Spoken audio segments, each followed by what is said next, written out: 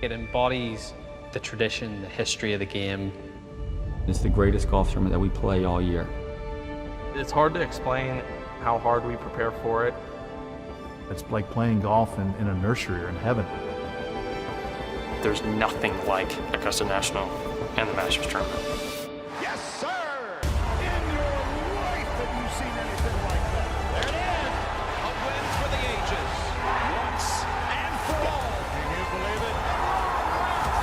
The return to glory.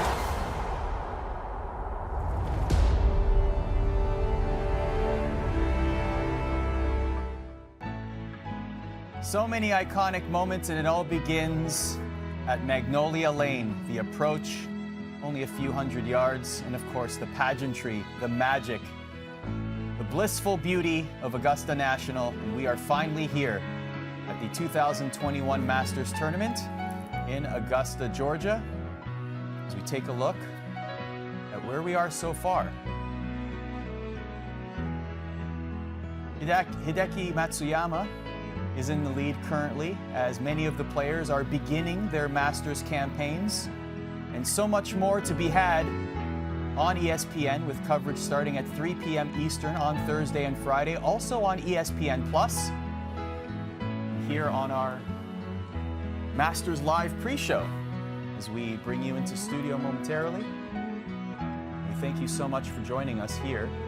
Whether you're watching us on Twitter, on YouTube, on the ESPN app, or Facebook Live, thank you for joining us. My name's Ardo Cal. Got Taylor Twellman in the house here. How are you, my friend? Doing great. Nice to be in a studio with you. Yeah, you'll change that opinion in about 25 minutes, but that's good. It's crazy that we're at this point. It's normally a year that we would wait for the Masters, of course. We didn't have to wait that long, only about 5 months and change. The one in November, as it will always be called. But it's so different, that Masters in those conditions versus what we're going to see here in April. Agreed. Because I remember sitting here with Michael Collins, and we'll introduce him in a little bit. But you sat here and you knew, well, listen, it's Augusta, it's the Masters, so you get this gift in November. And yet I think when everyone reflects on that tournament in November, there will be an asterisk next to it, because it is a course that you will not see at all this one in 2021. And that's why I think this becomes very interesting, because a lot of these golfers are going back to the golf tournament they had in November to now this one. It's apples to oranges kind of conversation. Well, there's definitely someone to ask. We have someone on the ground, and there's only one person to send, and that is America's caddy. There he is, Michael Collins, joining us from the first fairway. And you're wearing a jacket, and it is green, so should I be saying congratulations? Hey, look, Taylor will tell you, as much fun as we had sitting in the studio together, anytime we were done, I was a little mad because I was watching it on TV. And now, I'm not mad. It's going to be hard to wipe the smile off my face this week. And, you know, they asked, hey, would it be possible for you to wear a jacket during the show? Cool. I'll get a green one. Best color to get, absolutely. So, Michael, we were just talking about it, right? The differences between what we saw in November, the records being set, of course, DJ getting the Masters win, setting a record there, 20 under par. But now, of course, we're back in April, and we've heard those two dreaded Fs, right? Fast and firm, from every player that's been practicing. Take us through the differences of play and style that we might see from the last Masters in November to this one. You know, here's the easiest way for me to put it, and it was Justin Thomas who said it to me after his presser when I said, you know, what are you bringing with you from that November Masters? And he looked at me and he goes, nothing. I made myself forget everything, because the only thing that is the same is the address. Yes, some of the holes look, everything played completely different. And these guys have been saying on Monday, Tuesday, and Wednesday that they had never seen the course this fast in practice. We talking about practice. That they hadn't been this firm and fast in 15 years, 10, 15 years. So these guys know this golf course in April and this week, completely different to the course that they saw in November. And you can see it by the scores that are reflected. And these guys have already said, like, yes, what Dustin Johnson did in November, setting that scoring record at 20 under, phenomenal, amazing. Does anyone think that's going to happen this year? Nope. Not one person, golfer or caddy. Well, what is going to happen is coverage on ESPN. Of course, we're going to lead you into coverage on ESPN, but also ESPN Plus as you take a look at some of the featured groups, Justin Thomas, Jordan Spieth, Colin Morikawa. And for Colin Morikawa, it's going to be a very interesting tournament because he debuted at the Masters in November 2020, and now it's like you were saying off camera. This is the 1A, real 1B. debut for Colin Morikawa because this is Augusta. This is what the Masters is. And like Michael just said, you kind of got to erase what you saw in November, take little bits here and there, but this is a completely different experience for a player like Morikawa. So full first round coverage, 3 p.m. Eastern on ESPN, full ESPN Plus coverage that will continue all weekend long, including featured hole coverage, featured groups, and much more. History was certainly made this year at the Masters as we added a ceremonial beginning with who am I Lee Elder. here? Lee Elder was the person that was added there, but also joined the likes of Jack Nicklaus and Gary Player as the ceremonial beginnings of the Masters. Certainly a great moment for the Masters and a forwarding moment, not only for golf, but for society at large. He was able to join Jack Nicklaus and Gary Player to open the Masters. Let's take a look. Today, Lee Elder will inspire us and make history once more. Not with a drive, but with his presence, strength, and character. Lee, it is my privilege to say you have the honors.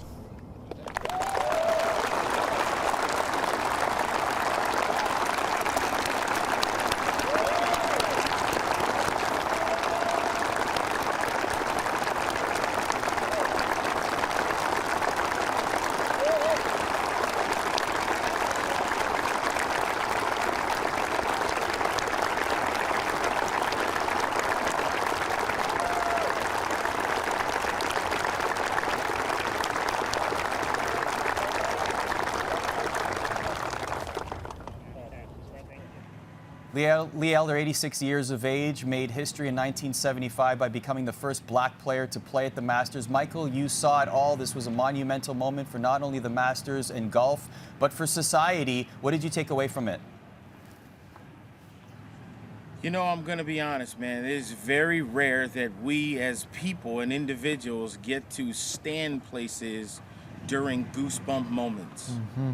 And I was standing on that first tee, and it was a goosebump moment. You understand historically, especially as a black man, what it meant for Lee Elder to tee it up here in 1975, that Augusta had changed their rule. The Masters changed their rule in 74, that in order to play the Masters, all you had to do was win the tournament. Lee Elder won a tournament.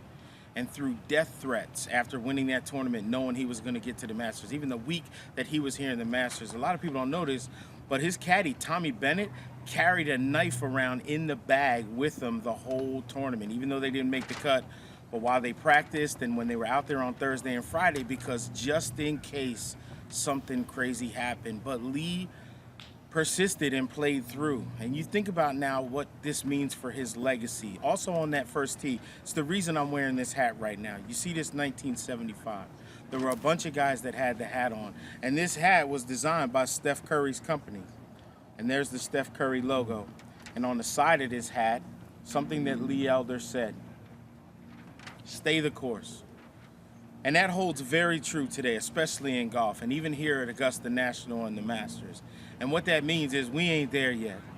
What Augusta National and what the Masters is doing for golf, think about the Lee Elder scholarships that they created for Payne College here in Augusta, Georgia. This is a college who doesn't even have a women's golf team.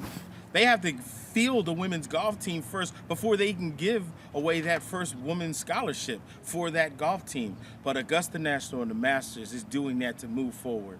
They know they're one of the stalwarts in growing the game.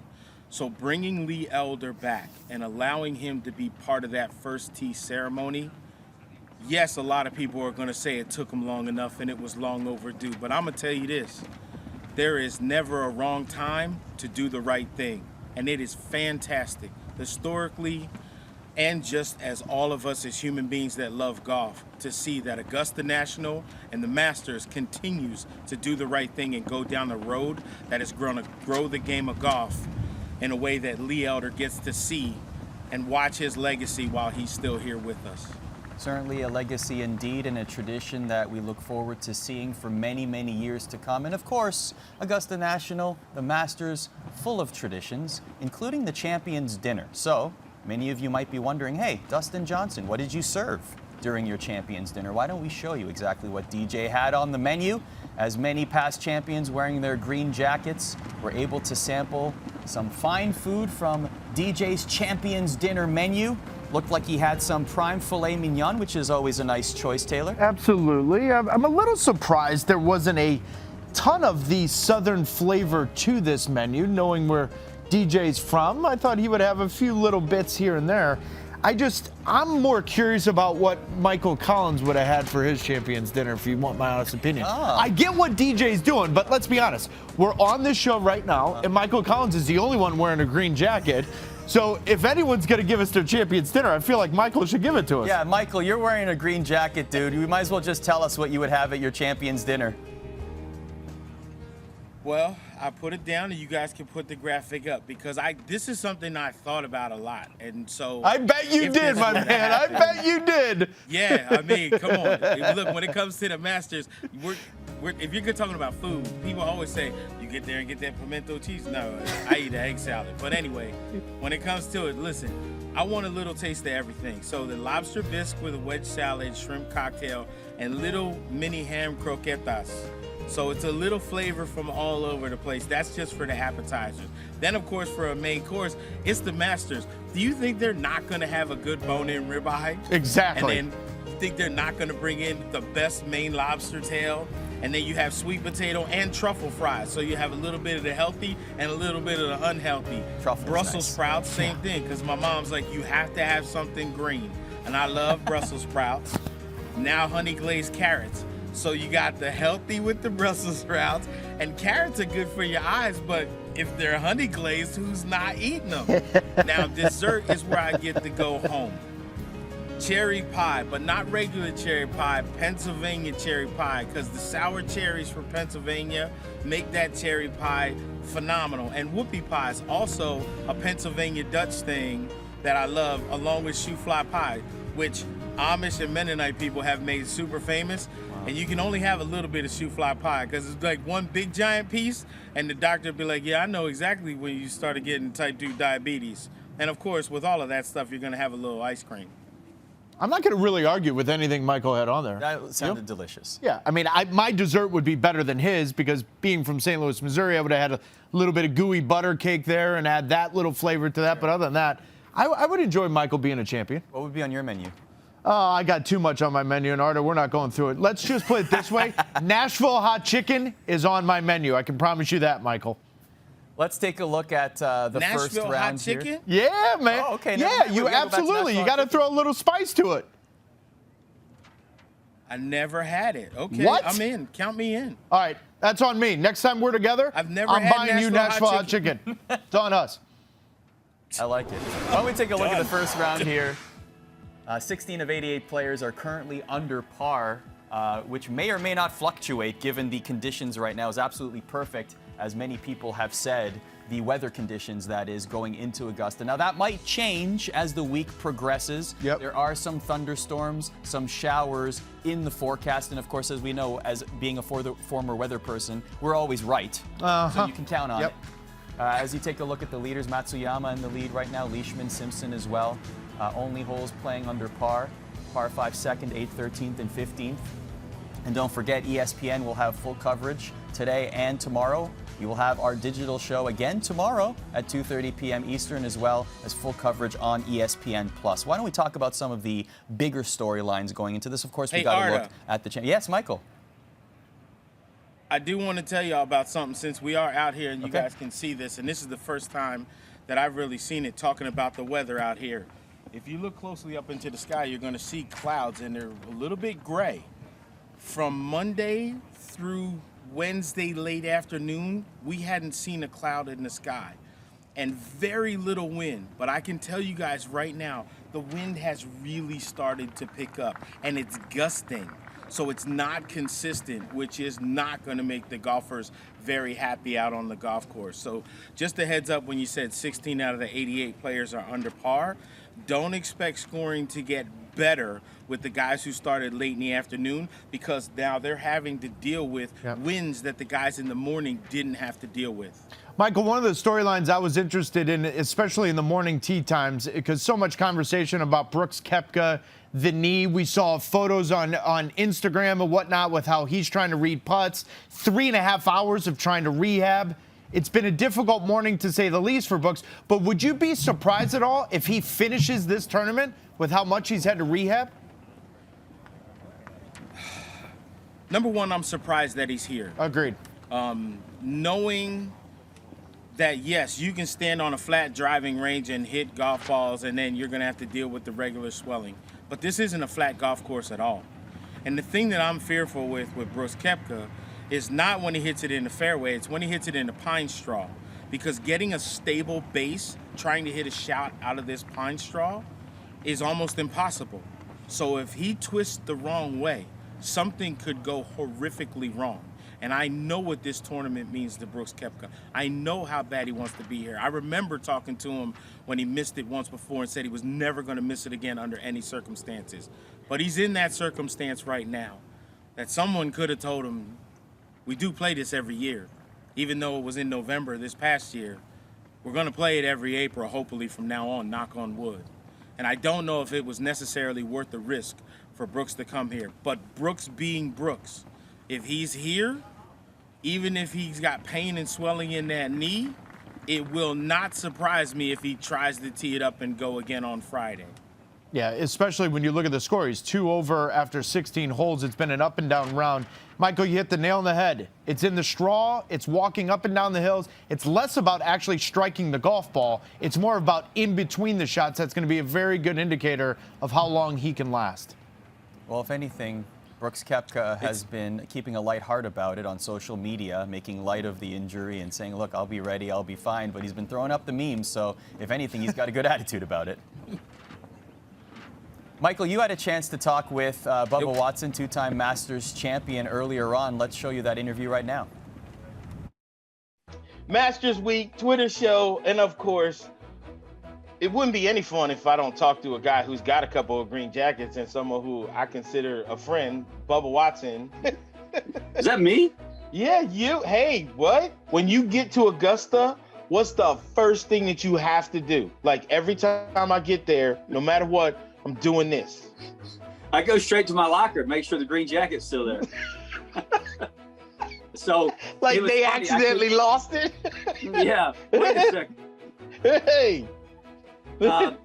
So I was here Monday and Tuesday. I brought my wife. And so we got here a week early to practice. And the first thing I did in the cabin is I went and checked the closet and make sure that green jacket was there.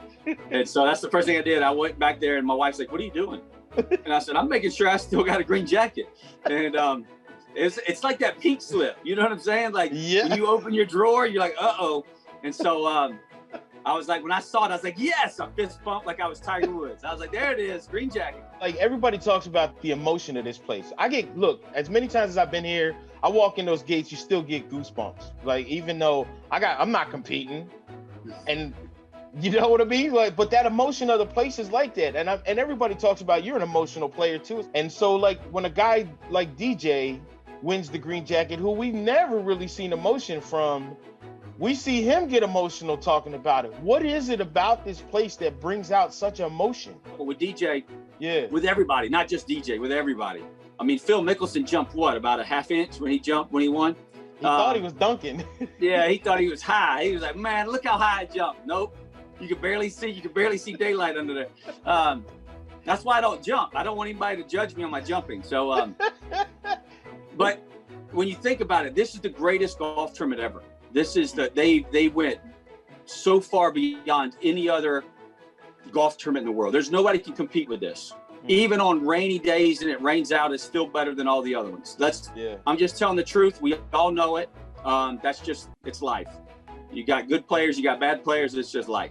And so when when you win this one, the history, we get to see this tournament year after year after year. We've seen great shots. We've seen great moments. We've seen Jack in 86. We've seen Tiger in 97.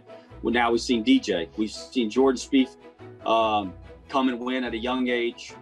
We've seen great champions all over the board. I can sit here and name people left and right.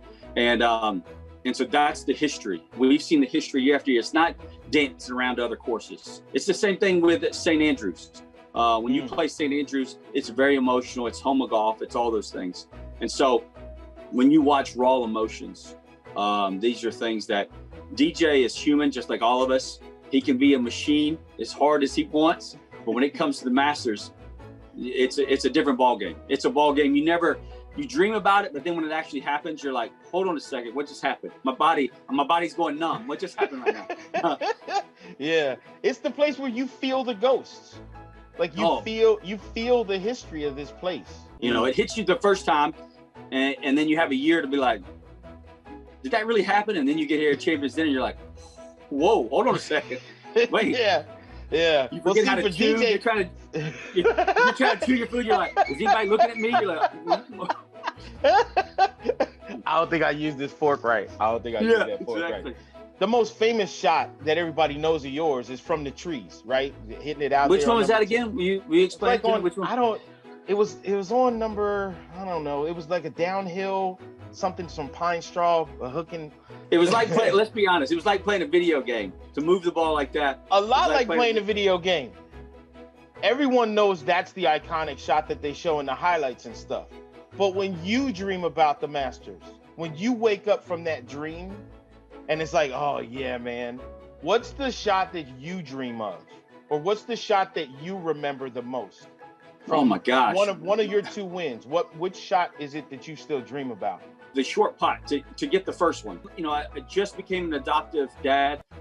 Yeah. You know, thinking about that, becoming a dad, thinking about my dad not being there, thinking about my mom, thinking about, things that we don't talk about a lot. Is that Ricky Fowler, Ben Crane, Aaron Baddeley, those three guys left the clubhouse and walked down. When is the last time you saw players walk down and watch a playoff, especially way away from and there's no special carts. They walk through the crowd just like everybody else. There's many shots, but that moment in time with all the people that walked from the clubhouse to watch me and to do all that with my beautiful wife home with our son Caleb. It was very. That has to be the shot, even though it was a short putt. That gives me goosebumps, man. That gives me goosebumps. Yeah, it was a wild ride. Now, speaking of video game shots out of the trees, what you want to tell me? Some video game stuff? I know there's. I just put a new app on my phone. Something I don't know. Exactly. God, just saying. Yeah. So Golf Clash is a mobile device, a game for mobile devices, for your phone, for your iPad, and it's so much fun. And we all like getting on our phones and getting waste a few minutes when you're sitting at the airport or the office or whatever, and or just sitting somewhere. Yeah, when you're waiting for the PGA Tour to speed up, you're just sitting on the bench, and so you pull out your phone and you play you can play some golf with your friends and challenge them. Instead of 5 hours on a rainy day, now you can do this on your phone, and the gaming world is growing tremendously, and this is the best gaming app, best sports app on any device right now. And so we have the one-shot challenge where you make a hole in one, you get a bubble ball, you can win a chest, you can get golf tees. We've come out with some different things, and obviously pinks everywhere.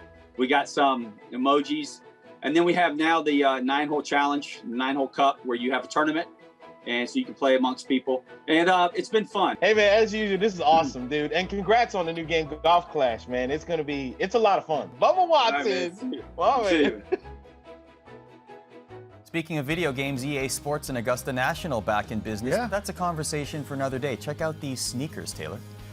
So I may or may not have a pair of these waiting at the house. There's a shoebox with my name on it, and I'm just bringing this up because I want Michael Collins to be as jealous as possible that if I have that pair and I wear those when I take him to buy Nashville hot chicken sandwich, then we'll be talking about something. Those are fire, by the way. Those are fire. Now, I've seen America's Caddy on ESPN Plus. Cheap plug right there. Michael Collins is a sneakerhead, okay? So he might already have a pair, too. We don't know. Maybe we should ask him. Size 6.5. Wow. Okay. Speaking of emotions, Michael, you talked about the emotion of the Masters. One emotion that Bryson DeChambeau might be feeling is frustration. He has definitely struggled at the Masters in previous years. Definitely last November was one to forget. But what do you make of Bryson DeChambeau and this particular edition of the Masters? You know, this is a place where the saying drive for show probably originated, because the driver here, it's nice to be able to hit it super far even if you're in the fairway, but this is a second shot golf course and it's all about around the greens.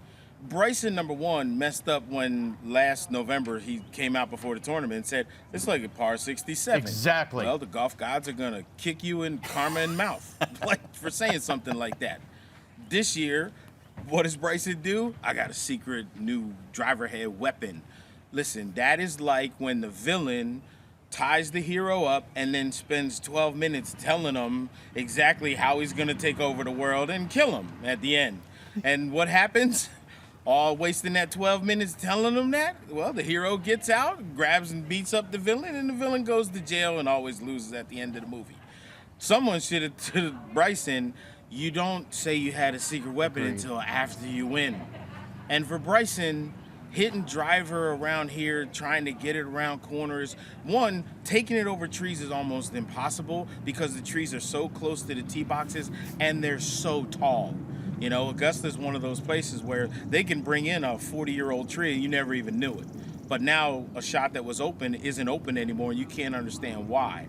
And so Bryson with this new driver, the key for him is going to be finding fairways. But the most important thing, hitting greens. And if you miss greens, scrambling. That's what this course is about. If you miss the greens, can you chip it somewhere inside 15 feet and then be confident enough with the putter to hit that super curling 15-footer? Bryson wasn't able to do it last November when the course was softer and more scoreable. Now the course is harder and firmer and faster. It's going to be even more difficult for Bryson to do that now. Couldn't agree more, Michael, especially because less is more oftentimes when you're as polarizing as Bryson DeChambeau is. He's fantastic for golf because either you hate him or you absolutely love him. But when you're in that press conference, less is more. Because when you're bringing out the weapons and you're talking about what you're going to do while all your competitors are looking at you going, really? Like, we saw what you did in November. I couldn't agree with you more on that. What's interesting, Michael, from my perspective, and on Sports Nation this morning, I said two guys I'm interested to look at. Jon Rahm, because he just became a father, and it may take the edge off of him, which at times is a good thing for Jon Rahm, but more so, Justin Thomas. When you're constantly getting battered from your coworkers and your friends, hey, we're going to the Champions Dinner, what are you doing? They're just needling him enough. I think Justin Thomas may be the one to beat this weekend. You? Well, it's great because Justin knows it. You know, the guys that he played practice rounds, Freddie Couples, and back in the day, Tiger Woods, on Mondays and Tuesday during the practice round would always say, hey, what time are you going to, oh, never mind, what are you doing tonight? So they gave him that little needle. I think more importantly for Justin Thomas is his win at the Players' Championship. Yep. I think the kind of shots that he had to hit around there and the type of golf he played sets up perfect for here. Although the last guy to win the Players' Championship in March and here in April was Tiger Woods. So it's a gargantuan task to ask. The first guy that you've been talking about, that's the guy who I couldn't get out of my head when I decided who I was going to pick my winner on ESPN.com. And it's because of the movie Rocky 2. If you remember Rocky 2, Adrian and Rocky had their first baby, but Adrian fell into a coma. And when she finally came out of the coma, they brought the baby out, and her and Rocky saw the baby for the first time. And he's going, hey, Adrian, if you don't want me to do that anymore, I won't do it. And then, boom, she says, I want you to do something for me, win. Jon Rahm, same situation. Yep, I agree. Takes the edge completely off of him. I have a new favorite simply based off of the Rocky reference, so thank you, Michael Collins. Shockey, too. That's going to wrap And of things course, up as a for- weather guy, as soon as I say the weather's going, the flags go limp. Nothing. What a shock. Thank you for watching Masters Live here. We will be back tomorrow, same time, 2:30 p.m. Eastern. Head on over to ESPN or ESPN Plus for full Masters coverage. We'll see you tomorrow.